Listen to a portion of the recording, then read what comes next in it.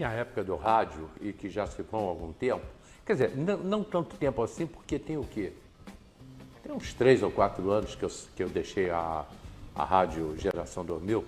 Aliás, eu não saí da Rádio Geração 2000, eu fui saído da Rádio Geração 2000. Aí depois cogitaram a minha volta e tudo, mas aí me desinteressou, porque eu acabei me encontrando aqui na TV Diário. Embora eu tenha ficado 15 anos na TV Cidade, mas aqui na TV Diário eu tive um suporte muito legal. Eu tenho um bom estúdio, aliás, um excelente estúdio, uma equipe de retaguarda muito boa. O que tiver acontecendo agora, o Gilberto vai me avisar. Ele está lá embaixo, está aqui no 2º andar, ele mantém contato comigo o programa inteiro. O Gilberto e agora o Diego, que também está com a gente. Então, se por acaso, o meu programa é ao vivo. Se eu errar, e eu erro, né, que todo mundo erra, se eu errar, imediatamente eles consertam. Ou quando eu tenho dificuldade em alguma coisa, o Gilberto está prestando atenção, ele sabe o que eu estou falando. Eles já me corrigem quando eu erro, se eu precisar de alguma coisa, eles me socorrem. Então, a minha retaguarda é muito boa. Eu estou dizendo isso porque, durante esses anos todos, e já está chegando aí a 38 anos, eu conheci mulheres fantásticas aqui em Teresópolis, eu realmente conheci. Nossa, principalmente naquela época do rádio, o que as mulheres faziam, trabalhavam, as mulheres da Acordes, que acabou. A Acordes acabou, e cuidavam de pessoas. E eu acabei me acostumando com isso e trazendo para o meu programa do rádio, da televisão.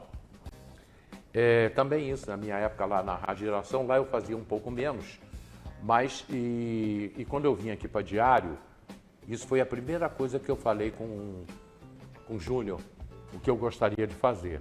Eu luto diariamente em favor da criança e da mulher aqui em Teresópolis.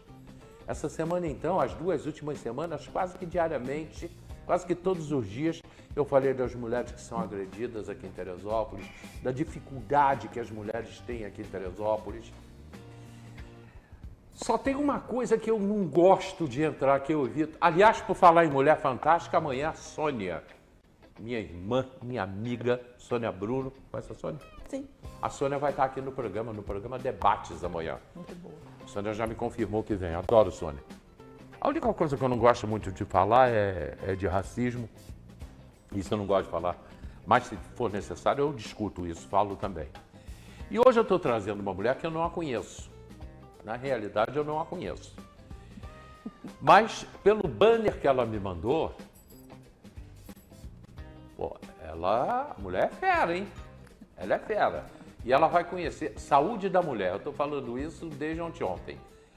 A saúde da mulher. Olha só o que ela botou pra gente ali. Enfermeira Sandra Santos, pós-graduada em saúde da mulher, gestora de atendimento domiciliar. Isso é super bom e interessante, que ela atende em casa. Suplementação com fitoterapia. Será que isso é bom? Isso realmente resolve? Hoje tem suplementos à vontade aí.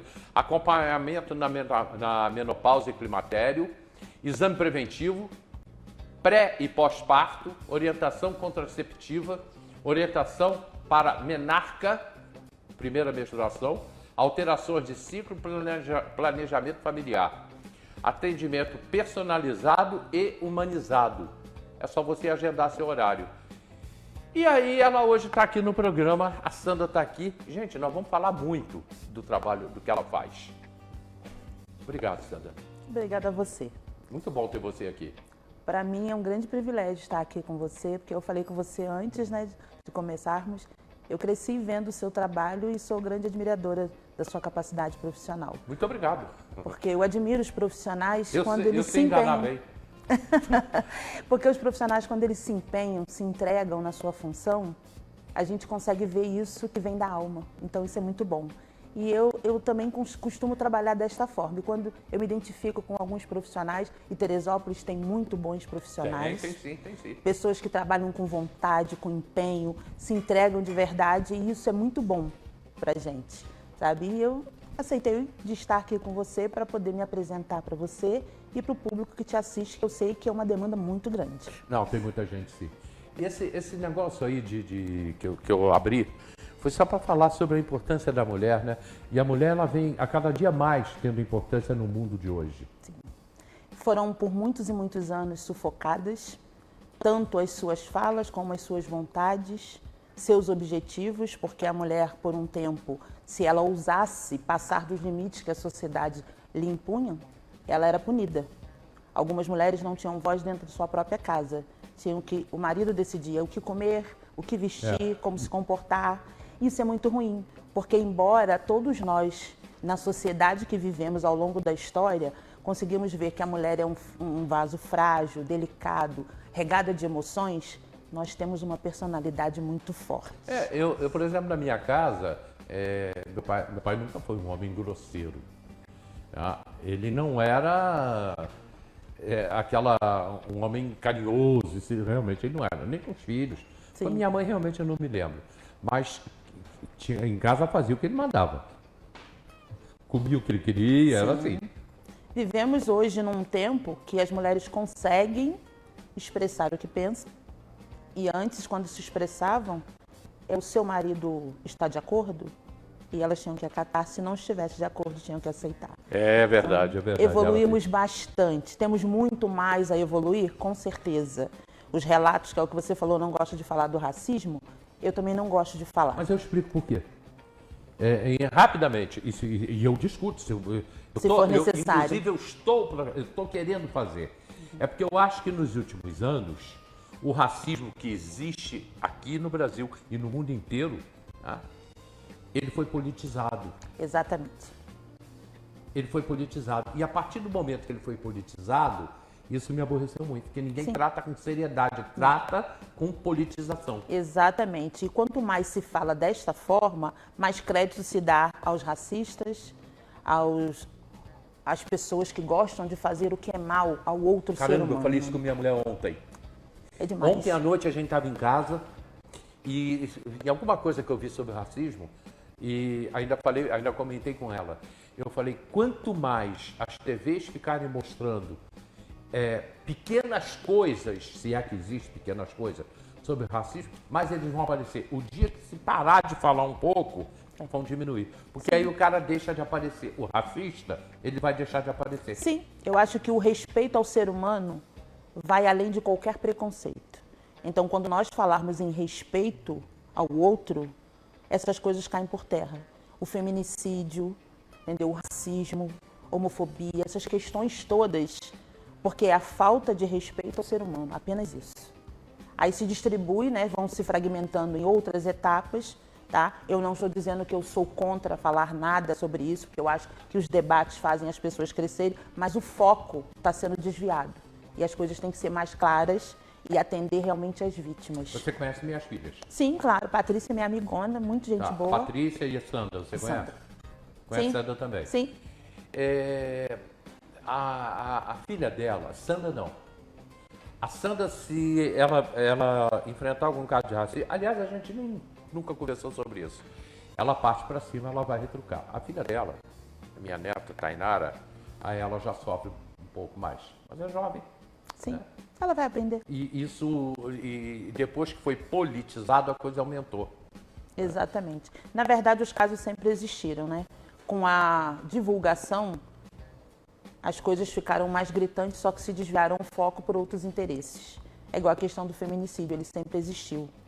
Hoje, existe o foco diferente, sim, mas existe um fator que as pessoas não observam. As mulheres estão tendo coragem de se manifestar. E isso é o ponto importante dentro da saúde da mulher. Nem tanto.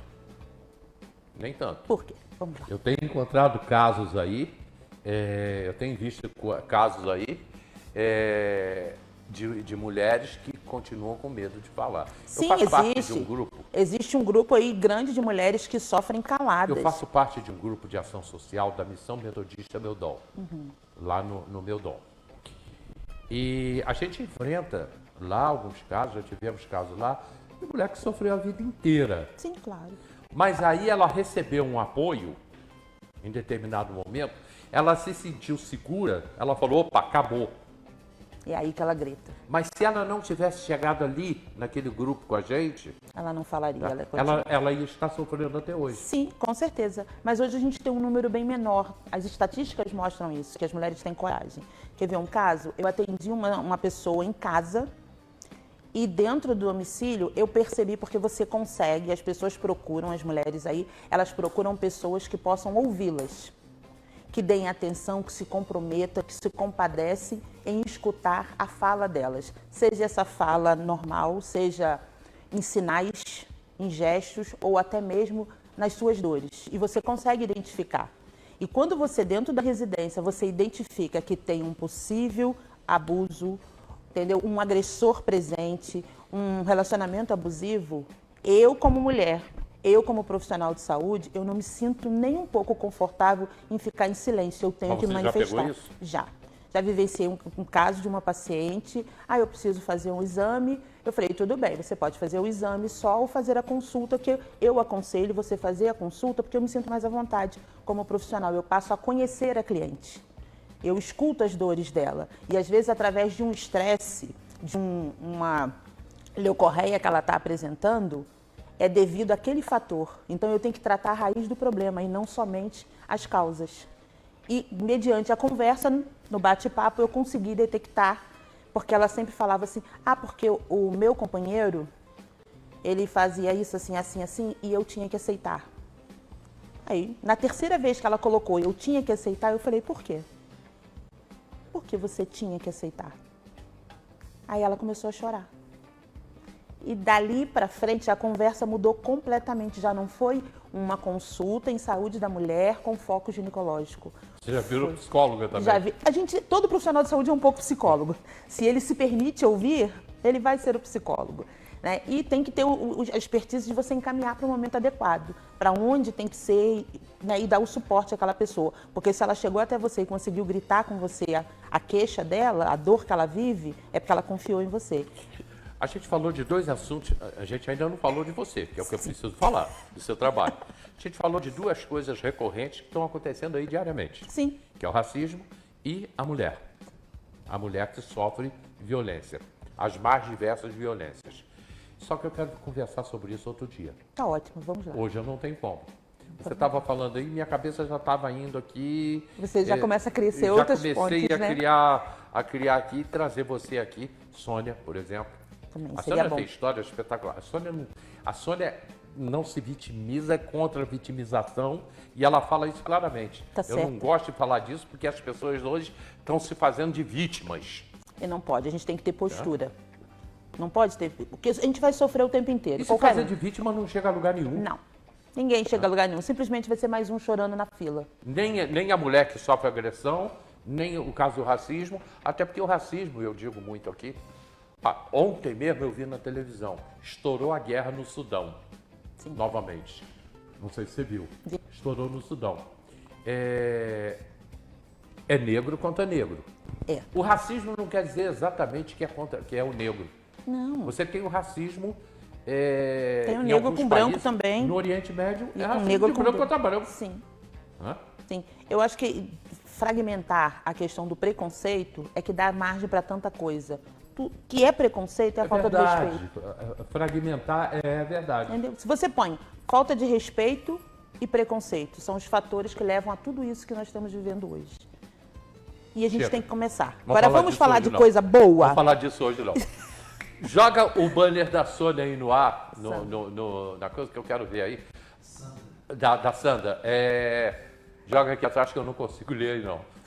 Aí a idade já não deixa mais ler. Você é especializada nisso tudo, Sandra? Então, vamos lá. Na faculdade de enfermagem, você já sai com uma grande bagagem disso tudo. Deixa esse banner aí um pouquinho no ar. Mas ao longo do tempo, a gente consegue observar que os profissionais da área de enfermagem não atuam nisso aí da maneira que a mulher precisa, que a população precisa. A gente ficou muito preso a atender dentro do serviço público somente aquela questão mínima. E a gente consegue perceber que dá para fazer muito mais. E hoje a saúde, ela vai até o cliente, né?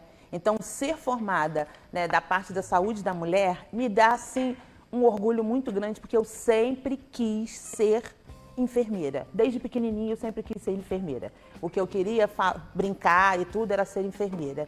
Então esse foi o meu foco. E eu sou de uma época que não tinha o curso de enfermagem em Teresópolis. Então eu tive que esperar, eu fiz o técnico, eu fui auxiliar, eu fui técnica. E a partir do momento que eu consegui chegar na faculdade de enfermagem, eu me senti realizada. E o meu foco principal não era a saúde da mulher, eu queria fazer infecção hospitalar.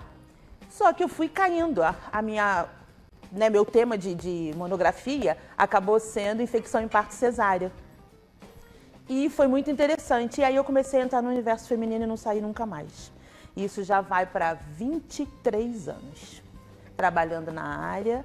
Fiquei um tempo fora, montei um consultório atendendo saúde da mulher. Em Teresópolis eu fiquei por 5 anos e meio.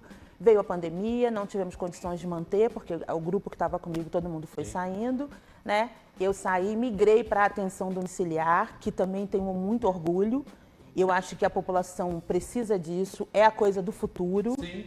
Atender em domicílio, porque você vê a realidade que a pessoa vive, porque o ser humano tem uma característica de montar um cenário quando vai ao médico. Ele conta o que ele quer. Ele fala, você faz dieta? Sim. Aí o médico está vendo que está fora do peso. O profissional está atendendo e está vendo que está todos os parâmetros fora do padrão. Você faz atividade? Faço. Quando você chega no domicílio, você vê a realidade. Então não tem como ter máscara. Você consegue detectar onde está errando dentro da casa da pessoa. Exatamente. E isso foi a gestão de atenção domiciliar que me ensinou. A ter esse olhar, a detectar os gritos, as questões que envolvam esta mulher e o porquê que ela está vivendo aquela situação, o que está levando ela a estar naquele problema de saúde ali e que pode ser tratado. Então a gente trata as causas e também trata a raiz do problema. Então não é simplesmente uma consulta para uma coleta de preventivo. Não é simplesmente um relato que ela vai fazer. Eu tenho que dar respostas para ela. A partir do momento que ela abriu a porta da casa dela, para mim ela demonstrou confiança. E eu tenho que fazer isso. Então todo esse aparato que eu tenho ali é nada mais do que a faculdade me ensinou. Eu apliquei, atualizei e acrescentei outros, que a questão da suplementação, que é a saúde integrativa hoje, que está muito boa.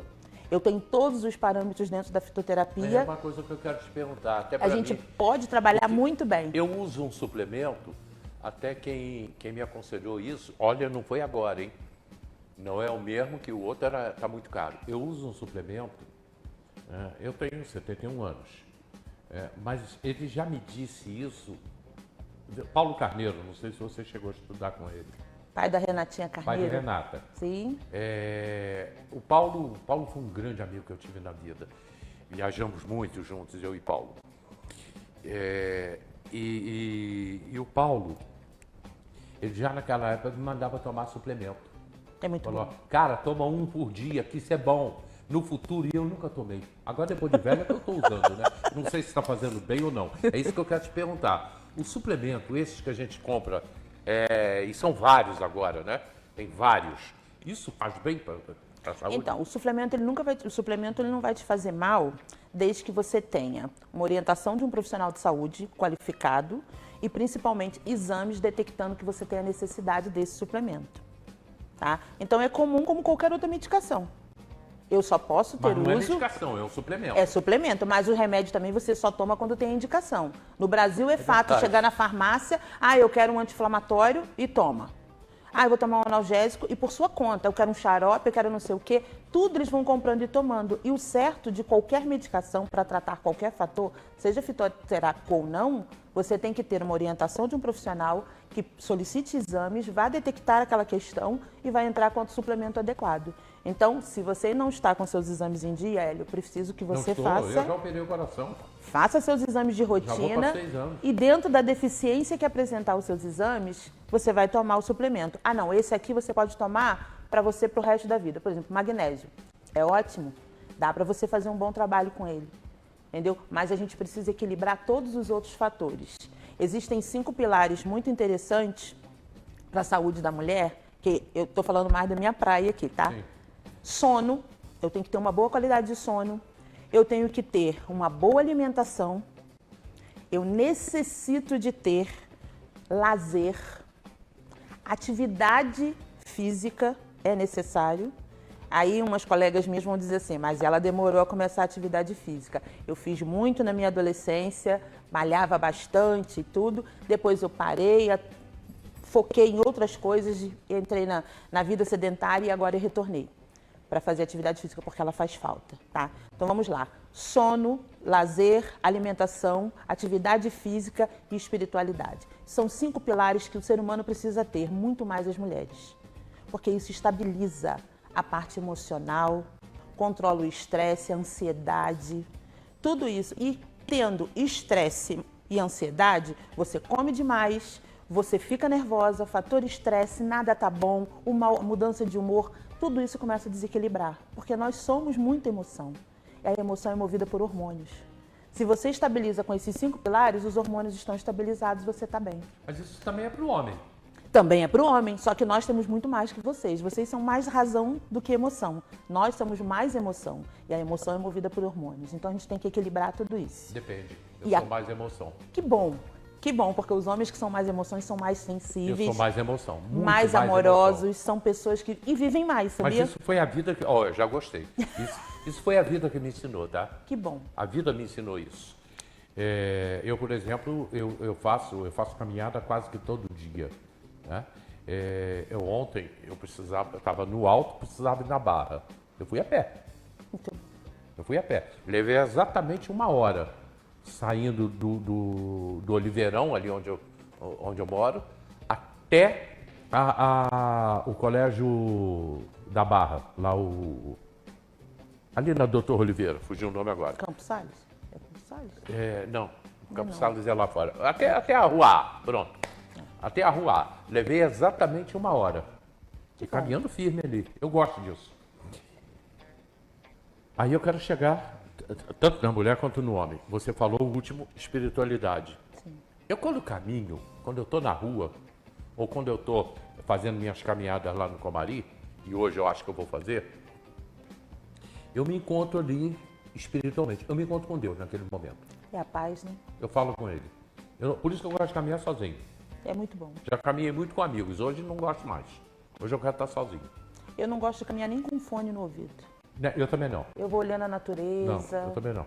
É muito bom. É um momento que eu me encontro. E aí, o que isso é importante para o homem e para a mulher? Primeiro, você tem que ter um momento seu. Ali é você com Deus e você com você mesmo, porque ali não tem máscara, você não precisa mostrar o Hélio diferente para ninguém, a Sandra diferente para ninguém. É você de cara limpa. Então você olha para você mesmo. É como se você estivesse diante de um grande espelho e começasse a ver os pontos que você precisa ajustar em você. Isso é muito bom. Isso é uma terapia que vale a pena todo mundo fazer, procurar o seu momento para você. Porque a gente pergunta, e volto eu para as mulheres, eu pergunto para elas, o que você gosta de fazer? Qual é a sua atividade de lazer?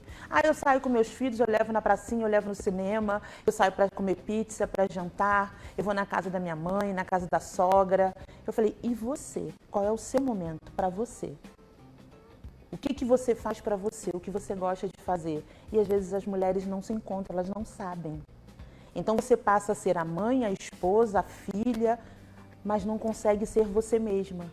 E isso é o importante, tá? E buscar o momento em você, de você se ver, mostra as suas fragilidades e o que você pode melhorar, do que você precisa de ajuda, do que você se esconde, do que você tem medo. Esses fatores todos a gente consegue detectar conversando no bate-papo da consulta. Não vai dar para eu falar uma vez só com ela, não. Não vai dar nem para iniciar. Quer dizer, iniciar a gente já iniciou. O pessoal está participando aqui, a Maria Felícia, lá do Rio de Janeiro. O ser humano nasceu para caminhar na natureza. João Luiz Cunha botou. Beatriz Silva, é a escola. É isso mesmo. Obrigado, Beatriz João Silva. Luiz. A Dina Dias, Carioquinha. Hélio Garracena, parabéns por entrevistar esse excelente profissional. Sabe quem é? A Dina? Conheço. Beijo, Parabéns, querida. Sandra. A Maria Feliz botou magnésio é importante. E tem mais. E as pessoas vão participando aqui, legal. É bom que o pessoal está entendendo. Sim, é bom. E às vezes muita gente vai perguntar assim, mas por que fazer consulta no domicílio? É o que eu falei, você conhece o universo completo da paciente. E esse é o meu diferencial. Eu não quero ser mais uma enfermeira fazendo saúde da mulher. Eu quero dar qualidade, acolhimento e humanização a esta saúde da mulher. E é o que eu tento fazer para as pessoas. Então, bate-papo, às vezes a consulta não leva só 40 minutos, ela vai passar mais que isso, tá? Ah, eu não vou precisar colher o preventivo, porque também eu não vou com o objetivo só de colher o preventivo dessa mulher. Eu vou para dar a ela o suporte que ela necessita dentro do universo feminino. Porque é o que a gente precisa fazer. Primeiro por ser profissional de saúde e mais ainda por ser mulher. Porque eu também sei os conflitos que eu vivi e não encontrar um profissional que pudesse me dar esse suporte. E quando eu encontro alguém que necessite de um outro profissional, eu tenho alguns colegas que eu posso encaminhar essa mulher para que elas possam receber esse suporte. Sim. É necessário. Você vai encaminhar para o médico? Eu vou encaminhar para um médico, para um psicólogo, para uma nutricionista, para um fisioterapeuta. Todos esses eu consigo encaminhar para todos eles. Inclusive, farmácia de manipulação, eu tenho uma de referência que é muito boa e é um parceiro e tanto. Ele tem a mesma formação que eu fiz de suplementação, ele também tem. Então, a gente fala a mesma língua, tá? Não é parceria de porcentagem de nada, é sim confiança profissional e qualidade de trabalho. A gente tem ali. Realmente não vai dar, não. Joga o banner aqui outra vez. Ah, tá aqui, obrigado. Porque se a gente for falar disso, a gente falou de suplementação, né? Sim. Acompanhamento na menopausa, exame preventivo, não dá para fazer isso tudo num programa. Não dá. Orientação contraceptiva, alterações no ciclo, planejamento familiar, tudo isso a gente vai ter que levar mais um tempo para a gente falar disso, né? Agora, o importante, quando você fala em atendimento em casa das pessoas, eu queria hoje ficar por aqui, tá? E te convidar para daqui 1 ou 2 semanas. Uma não vai dar, não. Daqui a 2 semanas você voltar e eu vou botar uma outra pessoa aqui no programa. Tá uma ótimo. mulher para debater com a gente, para conversar com você. Isso é bom. A população vai te agradecer muito, porque acho que eles precisam conhecer esse universo feminino e o que a gente está evoluindo aí para as mulheres. Eu tenho um irmão que está tetraplégico. Né? Ele levou um tombo, ficou tetraplégico, já tem 5 anos. E eu sei das dificuldades dele. Né? E é importante o atendimento domiciliar. Muito. Então, ele recebe todo o atendimento que ele precisa em casa. Obviamente, ele tem condições. Ele tem condições financeiras para isso. Mas eu, por exemplo, já não teria para um atendimento domiciliar. Isso é uma coisa cara. A pessoa consegue isso porque tem pessoas aqui que não têm condições de pagar a Sandra o que a Sandra vai cobrar para atender em casa. Então, o meu foco hoje, atender a domicílio, é só em saúde da mulher. Enquanto eu estava no serviço de atenção domiciliar, eu fazia isso pelo SUS. Então, o atendimento vinha todos para o SUS, dentro do que o município oferecia, a gente estava dando assistência. Mas eu tenho certeza, tá, que o atendimento domiciliar vai melhorar cada vez mais em todos os municípios. Hoje eu faço consultoria de implantação deste programa, que é o Serviço de Atenção Domiciliar, que é o programa do Ministério da Saúde, o programa Melhor em Casa, e faço consultoria para outros municípios, para que eles possam implantar também para beneficiar a sua população.